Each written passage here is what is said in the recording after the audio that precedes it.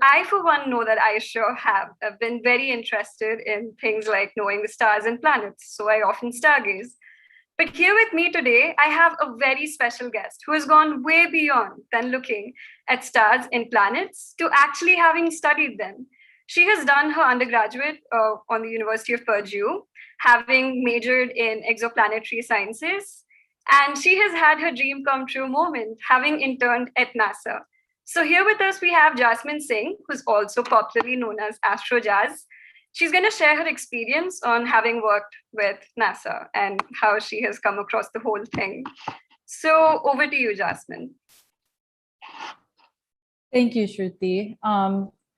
Thank you for the introduction. This is going to be very chill. I don't have anything prepared. I'm just going to talk about myself to everybody. And if you have any questions while I'm talking, I'm sure someone can look at the chat and let me know, and I can stop talking. Sure, have the Q&A session towards the end. So yeah. Or we can do that. I don't care either way. I can do it while I'm talking or at the end. But yeah, I guess I'll start. So hi everyone. My name is Jasmine Singh. I am a senior at Purdue University studying planetary science and atmospheric science, and I'll be graduating next spring. I interned at NASA this summer, so that was really exciting. I'll be talking about that. Oh, thank you. Yes, I'm also Indian. And so I'll talk a bit about that. So I guess I'll start from the beginning. So why did I choose space? Why do I like this? So I have always been interested in space for as long as I can remember. I would say around middle school, so like 10 to 11 years old, is when I really started getting interested in space. And that's because I took a class in school called Earth Science, and we learned about all of the planets. And that's when I knew that, okay, this is what I want to do when I get older. I was like, I want to work at NASA. I want to do all this. And from there, it just kind of grew. And so, yeah, I've always been interested in space. So what I find the most fascinating about it is all of the mystery. There's so many questions that we have. And so there's so much potential for what you can study about space. And there's so many aspects that you can study, which I think is nice. There's so many different fields. So all throughout high school, I was just dead set, this is what I want to do. So when it was time to apply to college, I thought that I wanted to study aerospace engineering, which is where you build rockets and stuff and satellites. But then I realized that that's not what I'm passionate about. I care more about actually studying the planets that the rockets and satellites go to. I don't really want to build the rockets and satellites themselves. So I decided that was not what I wanted to do. And that's when I did more research and I found planetary science. And that's when I realized I've always been interested in planetary science. I just didn't know that it existed. So I'm really glad that I found that. And so my double major is atmospheric science, which is, you guys know, the weather, meteorology. And so I added that as a double major because planetary science is a very broad field. You can study pretty much anything. And so I wanted to focus more on something specific. And so I added atmospheric science as a double major because I really like the weather. I find it interesting. And I found that I'm really passionate about the weather on other planets and what's going on in their atmospheres. And that kind of led me down the path of astrobiology, which I'm hoping to study after graduating. And astrobiology is basically just the study of the origins of life and the search for life in the universe. So basically, how did life get to be on Earth? And is there life out there? I have always been curious about aliens and the existence of aliens.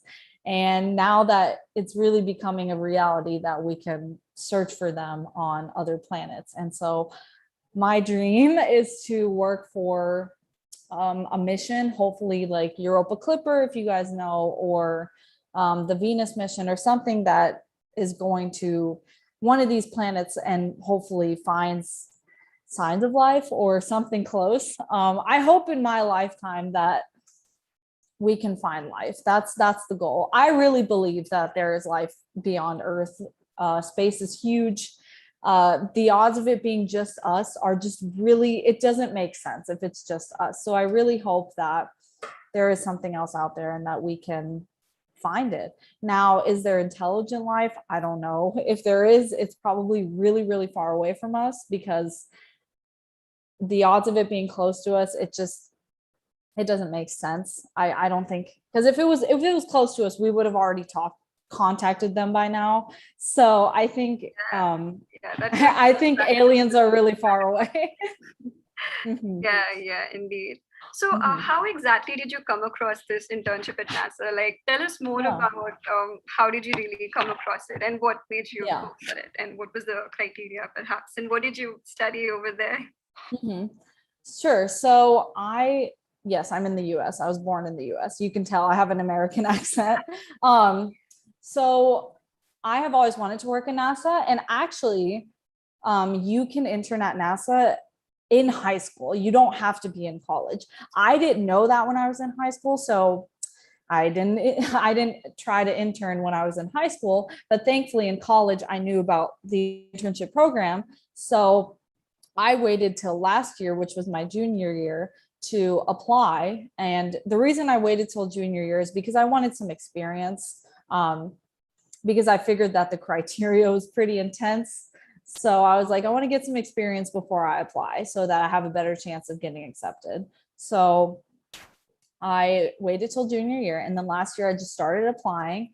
And the application is not that difficult, but my recommendation is to do it early, so that you can have people look over it and stuff, which is what I did. As far as being an international student goes, I know you can intern at NASA as an international student, but they only have like a select list of countries, I believe, that they work with. I'm not sure if India is one of them, but yeah, if not, I'm really, really sorry, but I just know that it's really difficult as an international student. Anyways, so I applied to about 5. You can apply to a maximum of 15 internships, which is really good. I applied to about 5 because I just only found those interesting. So it was getting kind of, I was getting kind of sad because I did get rejected from a lot of them. However, Twitter is the reason that I got my internship. Not a lot of people know this. So one of my mentors actually reached out to me over Twitter and DM'd me saying that he had an opportunity. Nobody was really applying. And I was like, oh my God, yes. And so he asked me some information about myself, and I told him. And after that, I got an interview and got accepted. And it was a dream come true. So social media can be very powerful. I will say that. I'm very, very thankful that he reached out to me with the opportunity, because without it, I don't know if I would have gotten the internship. But in my internship, so I interned at NASA Goddard, which is in Maryland. But it was virtual. So I was, it was virtual. So I was online. I was at home. I'm from Georgia. Right now I'm in school in Indiana. So I was at home, and my task was machine learning. I don't know how many of you study computer science, but I don't study computer science. I've never done machine learning before, so this was a new experience for me. But we essentially worked on a climate model. And so I worked on the Earth climate model for a little bit, and then I switched over to the exoplanet climate model, which essentially they have data from a lot of different exoplanets, and they try to see what makes them habitable and that type of stuff. So they have a lot of different factors that come into play, and essentially we're just trying to see what makes them habitable, what relationships there are between these various things and whatnot. So it was a really good experience. I have never done machine learning, but I found it really interesting. Thank you. I found it really interesting. And I think it might be something that I consider doing in the future. But as far as the experience goes, I am only limited to talking about the virtual experience, but I still will share how it was. So essentially, the program, you have a mentor or you have two mentors. I had two, and you meet with them regularly to talk about your project and your progress and whatnot, ask them questions. And then also there's a lot of like events that you can go to. So at these events, you can listen to various scientists and engineers and other people at NASA just talk about what they do. So there were some really cool events that I went to. I went to a lot of like events about Mars. I went to one about Venus. I went to one about the Europa Clipper mission, which obviously made me super happy. So just stuff like that. There's a lot of different events, and not all of these events are just like about upcoming missions. A lot of them are actually about like what's going on at NASA, and we had a Juneteenth event where we talked about that, and stuff like that. So there's a lot of different events. You meet a lot of different people. And then at the end of your internship, you give a presentation about your project to everyone. So I did my presentation with my partner that was working on the project with me. She was working on the Earth model. I was working on the exoplanet one, but we gave a joint presentation. And so you kind of share with everyone what you've learned, what you've done over the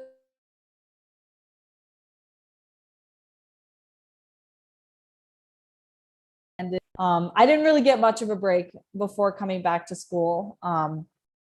So now I'm back at school and I'm finishing out my senior year, or I just started my senior year, but this is my last year. So after this, I hope to work at NASA for a little bit and then go to grad school and get a PhD.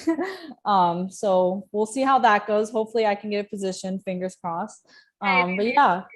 And what are you planning to major in, by the way? I mean, with your graduate and PhD? Grad school? Mm-hmm. I'm just going to stick with planetary science, but I'm going to focus on astrobiology and planetary atmosphere. So I'm going to go that specific route that I'm really interested in, because right now I'm just kind of okay, learning about thank you I'm just kind of learning about everything right now. yeah, indeed. About astrobiology, I think a lot of people have this misconception. If you're in the field of physics, you can only go in physics, and if you're in the field of bio, it's pure bio. Like often nobody thinks of these interdisciplinary fields, right, that often merge.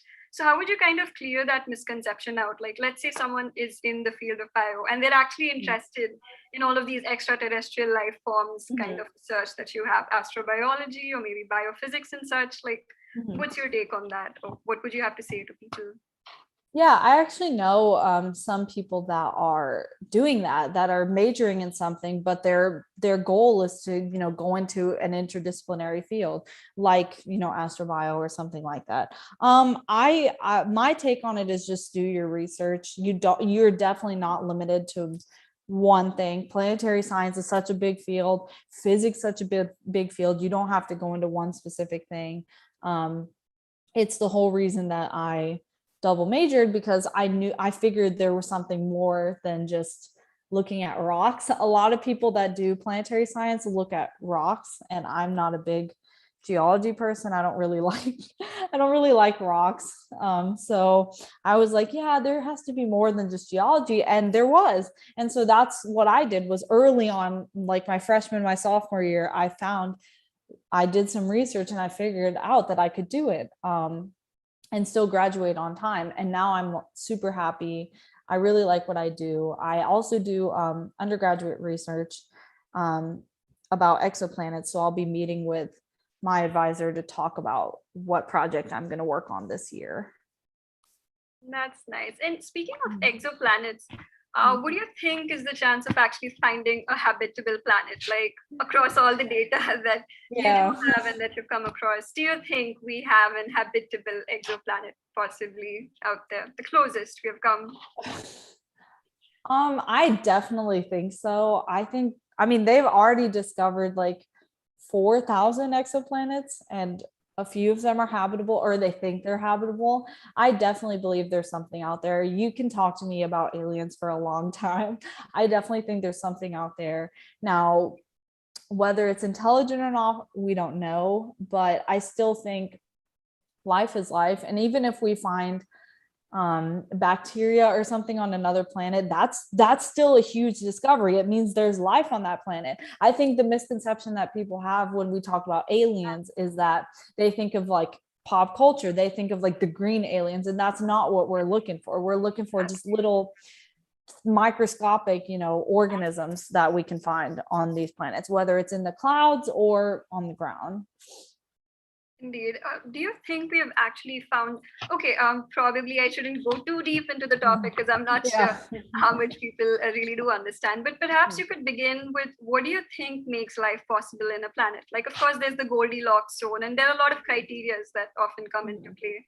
So what do you think they are, like the certain criterias for making life possible on a planet? I definitely think the main thing is the planet's distance from the star. If the planet is too close, it's most likely going to be too hot. And if it's too far away, it's going to be too cold. So the main thing is that the planet has to be the right distance from the sun. And then you can go from there and talk about, research what is the atmosphere made of? If it's like Venus, it's too hot, it's really toxic, we can't be there. But if it's like Mars, humanity, we can go to Mars, so what kind of atmosphere does this planet have? The main thing that we talk about when it comes to life is water. NASA always says, look for the water, follow the water. That's what NASA says, because without life or without water, there isn't life. Earth is covered in water, we have life. So that's the main thing I think that NASA is searching for when it comes to life is water. Does the planet have water on it? Or when it comes to Mars, did the planet have water on it in the past? We see all this evidence for rivers and deltas on Mars. Was there water on it in the past? There had to have been. If there was water on it in the past, there most likely was life, so I think those are the main things when it comes to what makes a planet habitable. Also, I guess, I don't know, at least that's what I think, but isn't water a little too human centric? I mean, of course, we have a lot of bacteria out there. Even in our own Earth, we have like these really, really deep down bacteria out there who actually eat sulfur and a lot of other kinds of chemicals. So wouldn't those also count as certain biosignatures for certain exoplanets out there as a sign for life? You're talking about extremophiles, right? The ones that are really, they can survive in super extreme conditions. So that's why, the missions to the icy moons, that's why we're going to the icy moons, because NASA has found evidence that these icy moons have oceans underneath their outer crust. And you would think that, there's no way there's going to be something there because it's really cold. These conditions are really different. However, we know that there's bacteria on Earth that can survive really cold, really hot, toxic places. And so that's why we think that we should send something there and see, perhaps maybe there's something there that's surviving in this really cold environment underneath the crust of these moons. So yes, that is entirely possible. I think there can be bacteria hidden in the deepest places that we might not be looking at.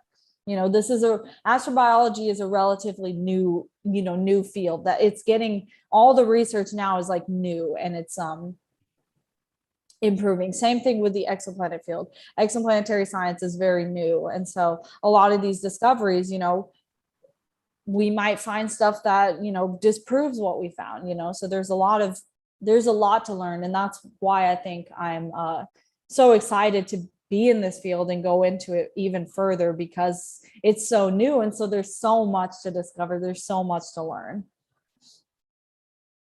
Indeed. In fact, I think there was even this pop science article thing that said they had discovered life on Venus, a certain type of bacteria. Yeah, but it was wrong. Yeah. So what do you have to say on that? Like, how were people, convinced in a totally different direction from where the data was actually leading them? Yeah, so this is why we have to be extra careful, because we don't want to we don't want to think that we found something and then it turns out not to be true, which is why people think like, are we contaminating Mars? By sending rovers there, are we putting Earth bacteria on the planet and then, messing something up potentially? And so we have to be extra careful when it comes to things like that. And I think all it boils down to is we just need to do more research to confirm our findings before, scientists need to do more research before they just go and say, oh, we found something. I think we need to slow down a bit before we do that, because then if it turns out not to be true, then people aren't going to trust us in the future when we actually find something. Indeed, indeed. I think, of course, we all are looking very outwards towards exoplanet and stuff. But I think within our solar system, we do have a lot of, areas where life could kind of be possible. Of course, there's a lot of hypotheses going on out there. Some saying how we could have even originated from Mars. Things like that, or even how Venus might have been habitable at one point of time, but now it's like the whole runaway greenhouse effect. Now we also have interesting projects where we look at Jupiter's moons and where we have a lot of ice over there. So what do you think? Have we actually searched enough? Do you think there's life possible on the moons of Jupiter?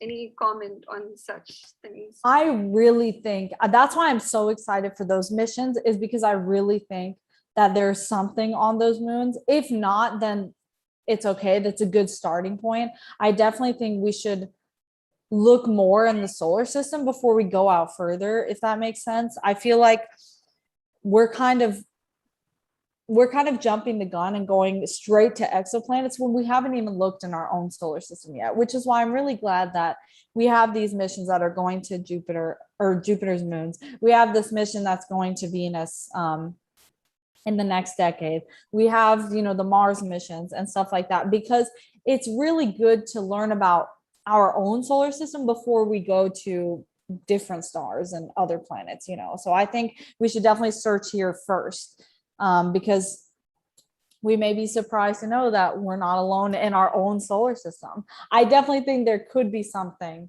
on those moons. I've done a lot of research on them. So where's your bet? Like, if you ever had to actually bet on, what is actually more plausible of having life, do you have some particular bias towards some planet or moon? I definitely do. I think Europa, like Europa or Enceladus, one of those moons, I feel like there's got to be something there. And there's even a new, there was an article that I read recently about Jupiter. There might be something in Jupiter, but that was just completely new. They haven't done anything yet, so we can't really say for sure. But I definitely think Jupiter's moons, there's got to be some. Even Titan, Saturn's moon, might have something. I really hope that there is something there. If not, oh well, we can look further. But I definitely think we should look in our own solar system first before we go further. So in your internship, most of the data that you did have and that you did research on were the ones that were already in our solar system, was it? No, I did. Mine was exoplanet data. So it was planets that are outside of the solar system. Okay, so it was just your teammate who had the... Yeah, it was my team. Yeah, she did. So I started off doing the Earth model just to get some practice. And then I moved to the exoplanet model because it was very similar. So they wanted me to practice on that one first. And then I moved to the exoplanet model because I was really interested in that one. But I got some good practice with the Earth one first.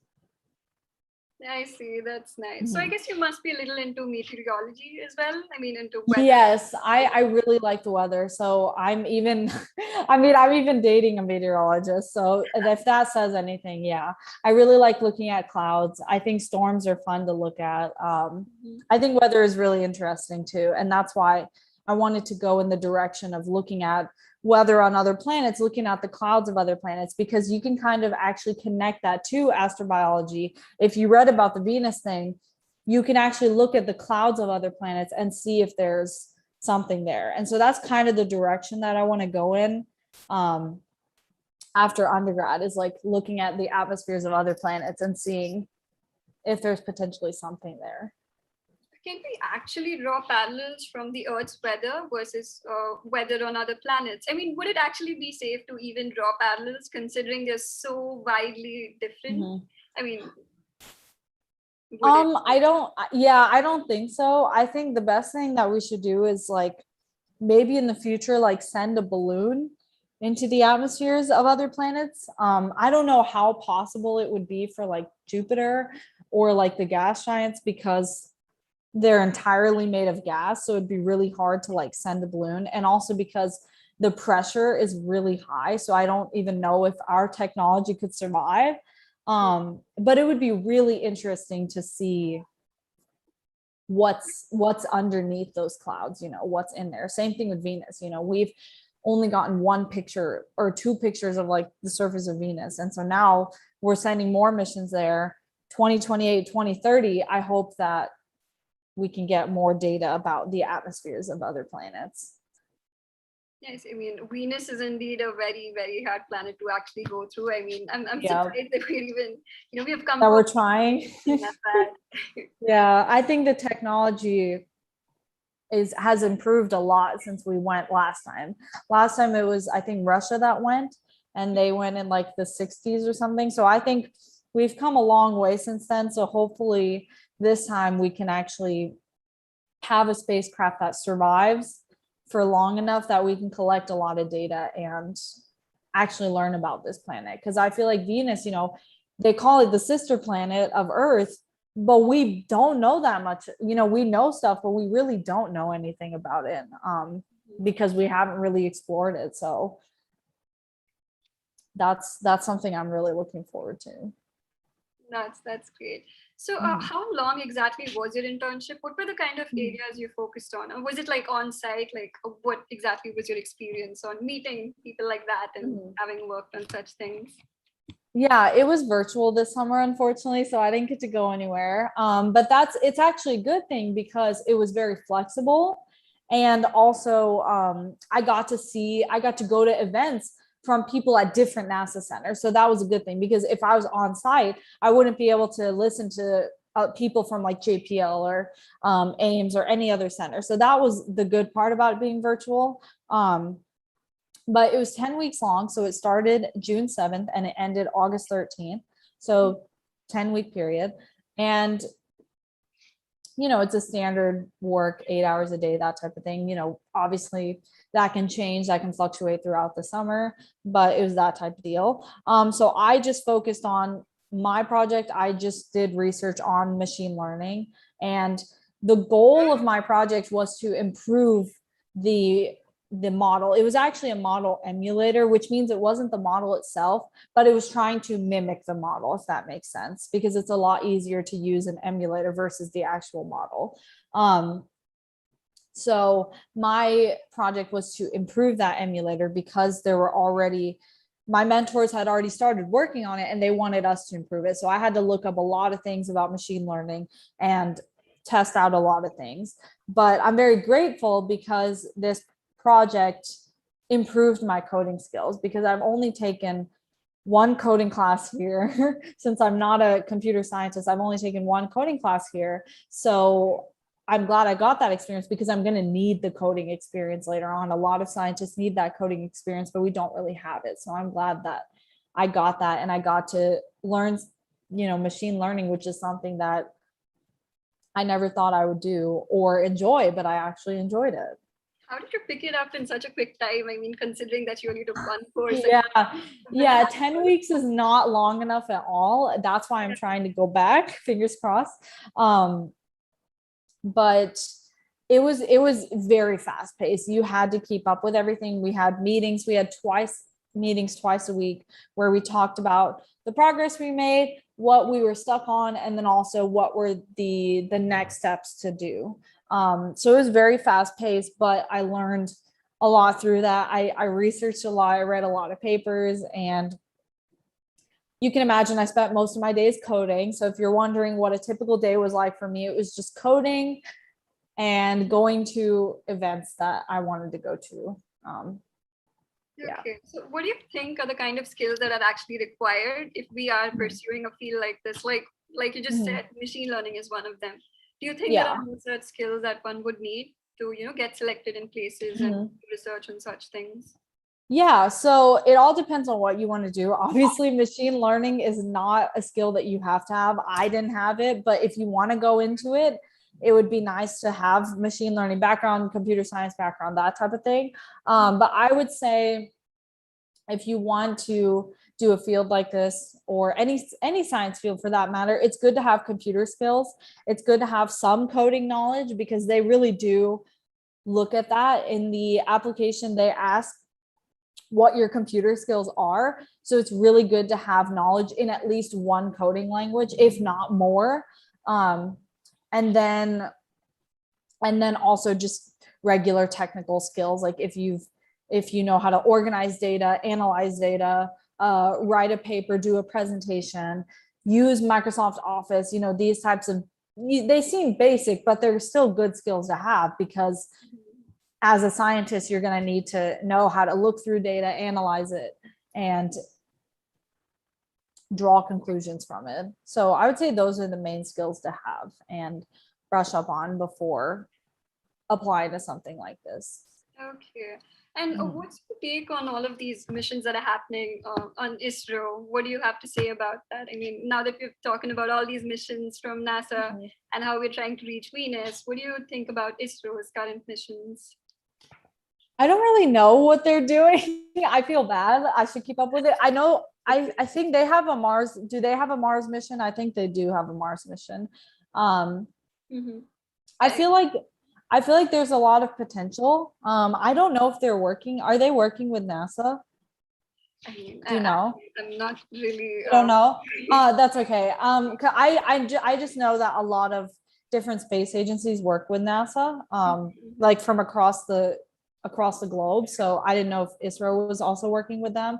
But I do think that they have made a lot of progress in the coming years. So I think, for you guys, if that's something you want to go into, and if NASA doesn't take people from India, I definitely think that's a good place to start. And if you want to come over to the US later on and try to go to NASA or SpaceX or something like that, then that's a good idea. But I think ISRO would be a good start for you guys if NASA doesn't accept, people from there.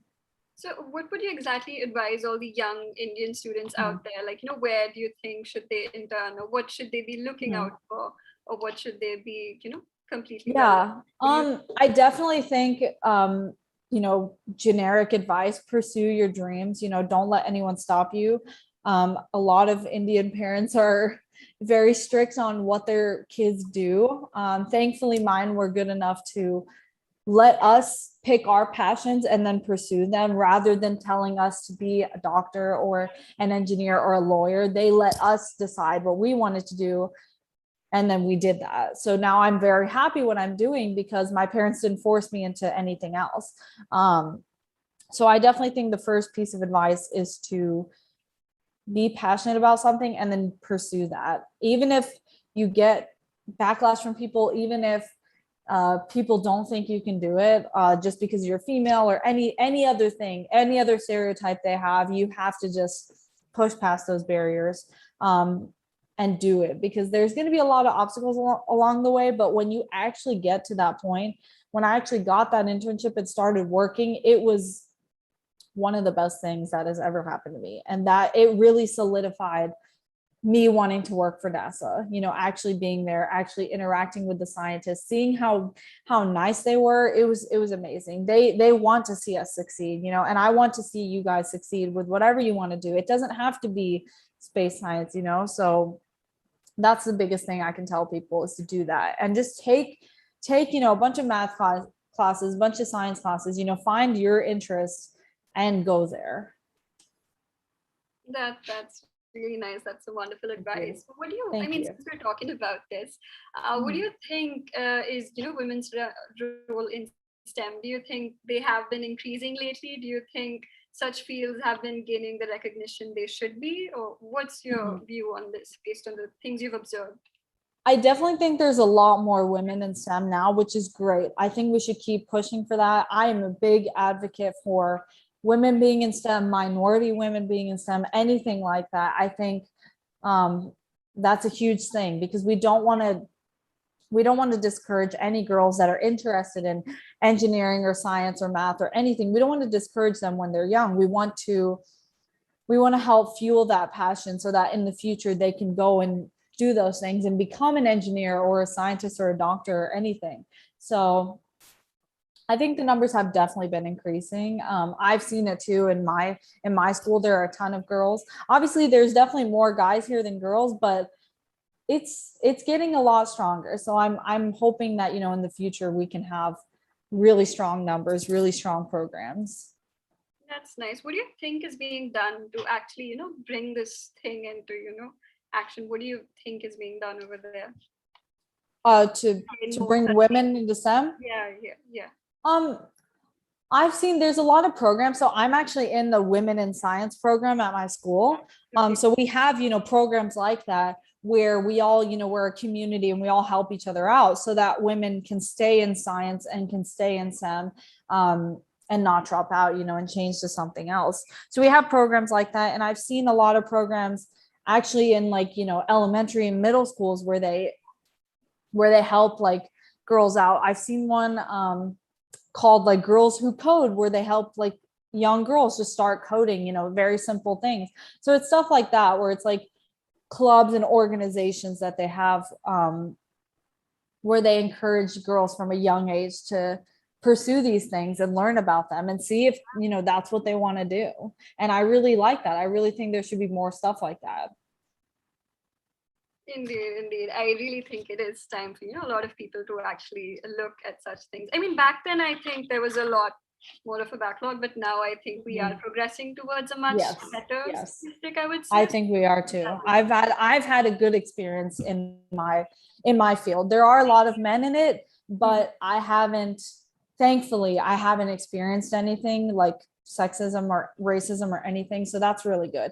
Now, I'm not saying that it doesn't exist. It certainly exists. I have known people that have experienced racism and sexism. But thankfully for me, I haven't really experienced anything like that. And so it's really given me a positive look on this field. But hopefully in the future, we can just eliminate, harassment and just let everybody do their own thing. Mm-hmm. Yeah, I really hope we do come to such a point sometime soon enough. Someday. I do. Yeah. Here's a question that someone just wrote. What do you think about the climate that's, of our Earth, basically, like all of this climate change that's happening? Since you're into all of this, what's your comment on that? I am very passionate about climate change. So anybody that tries to say that it's not real, I ignore them, because it's definitely real. We have the data to prove it. We are experiencing it ourselves. It is, over here it's over like 90 degrees, so it's super hot outside. It shouldn't be that hot. But I just think we have already reached the point where it's going to be really, really difficult to go down from here, to decrease the warming. But I think we need to hold big companies accountable, because they're the ones that are, burning fossil fuels and making it a lot worse. So if we hold them accountable, and if we can also come together and do stuff like that, it would be a lot better. It's a huge thing. And I think we should all come together to stop it. I really care about our climate. I care about our Earth. I've seen those documentaries about the ice caps melting. I've seen the deforestation. Look at all the animals. We have so many animals that are endangered and going extinct. And it's just really heartbreaking, because this is our planet. This is our home. We want to live on here as long as possible.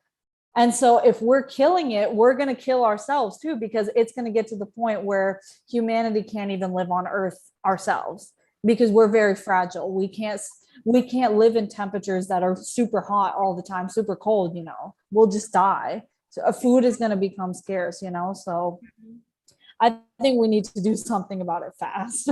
Indeed, I deeply agree with that. It's surprising that people are looking at other planets, which I definitely think we should, because it's Yeah, definitely an advancement. But then it's just really odd to think that we cannot really maintain our own home planet. exactly. We're killing our own. So why do you think we're gonna not do the same thing to another planet? Plus, some people are really ambitious. They think we're gonna get there super fast. We're not. We don't have the technology yet to get to the Mars and stuff and like stay there for a long time. We need to, that's why we're doing experiments and stuff, because it's going to take a really long time to make sure that humans can stay there for a long time and not have side effects, because space affects our bodies. So we need to make sure that that doesn't hurt us, because there's a lot of radiation that's coming in from the sun on Mars because the atmosphere is so thin. So we need to make sure if we send people there that they're okay.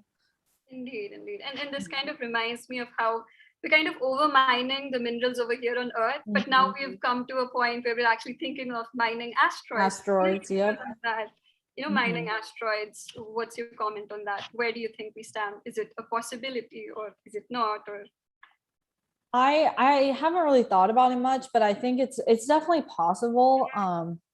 We need the resources. Our population's growing so much that we need the resources.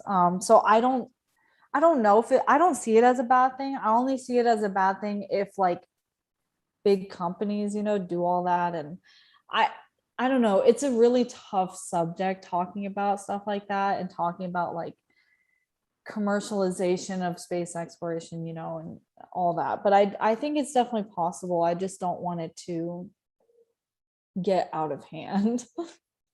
indeed, I mean, that's kind of the thing. Every time there is a technological advancement, it's often, gaining a control and all of that. I mean, we have reached to a point where we're imagining things like the Dyson sphere and whatnot. And, Which of the scale.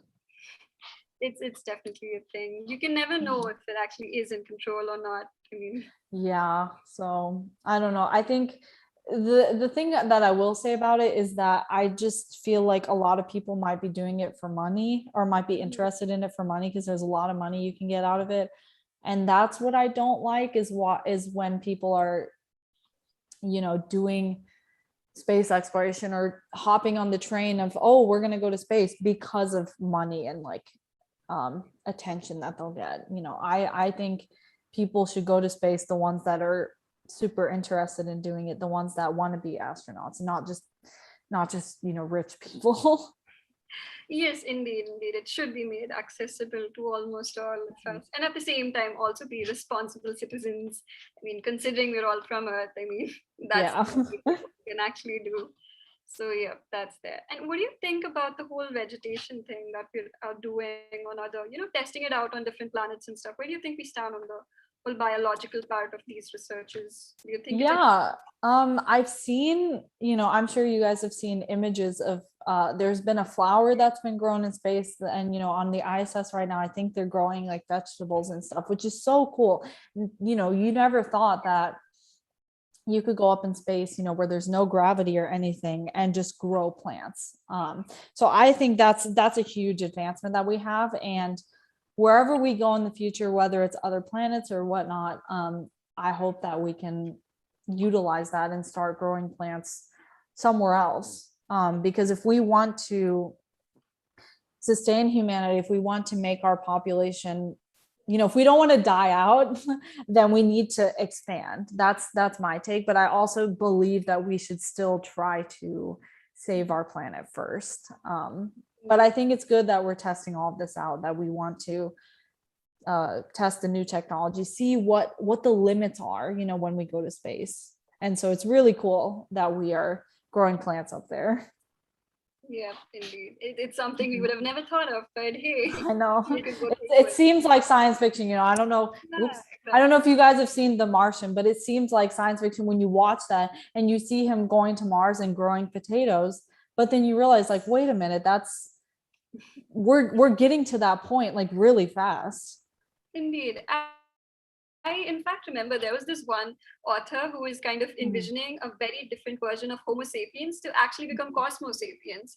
The Oh, explorers okay. where we'd actually go from continent to continent. We might one day actually go from planet to planet and over on to galaxies. So what's your take on such envision Yeah. of becoming Cosmo sapiens? Do you think we're any getting close to that? Do you think it's even? I think we have a long way to go.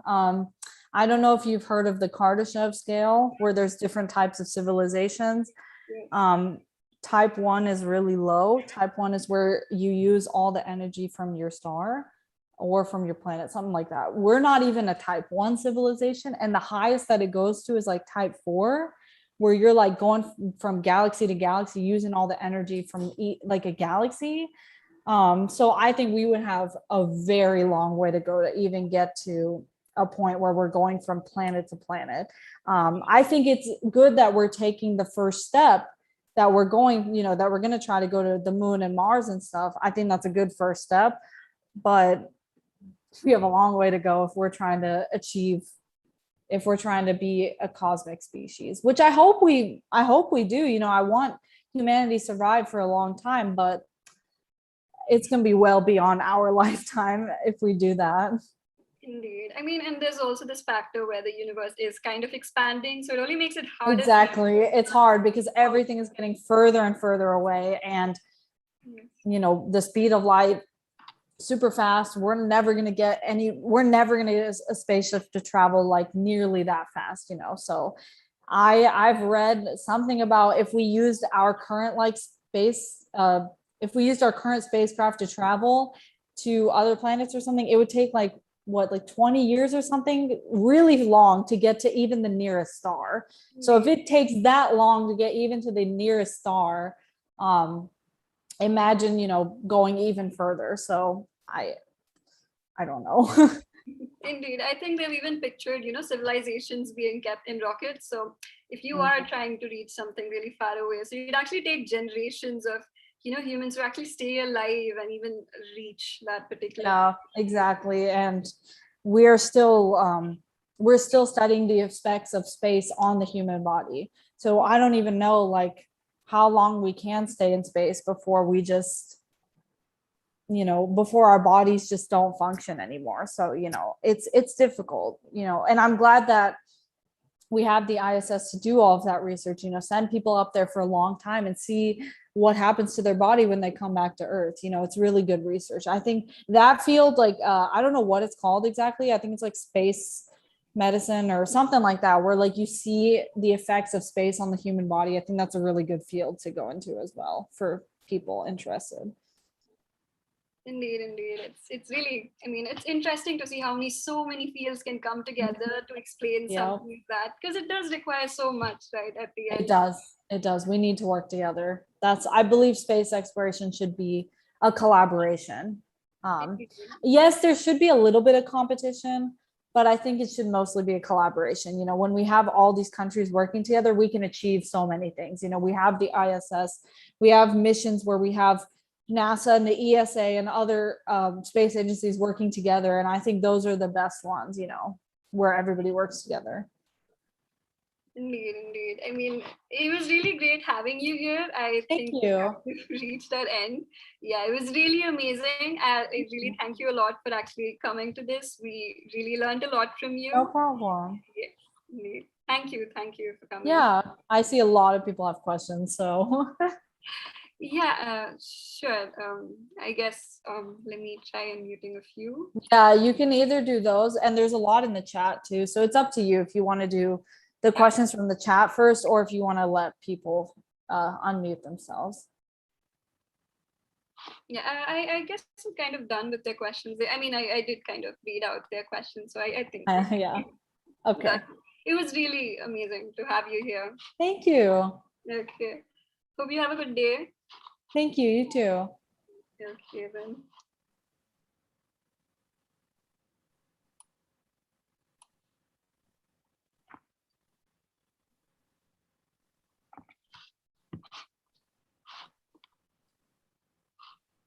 Oh, hey, Jasmine, thank you for coming in. Thank you. So, yeah, I'll end this meet. Thank you, everyone, for joining. See ya.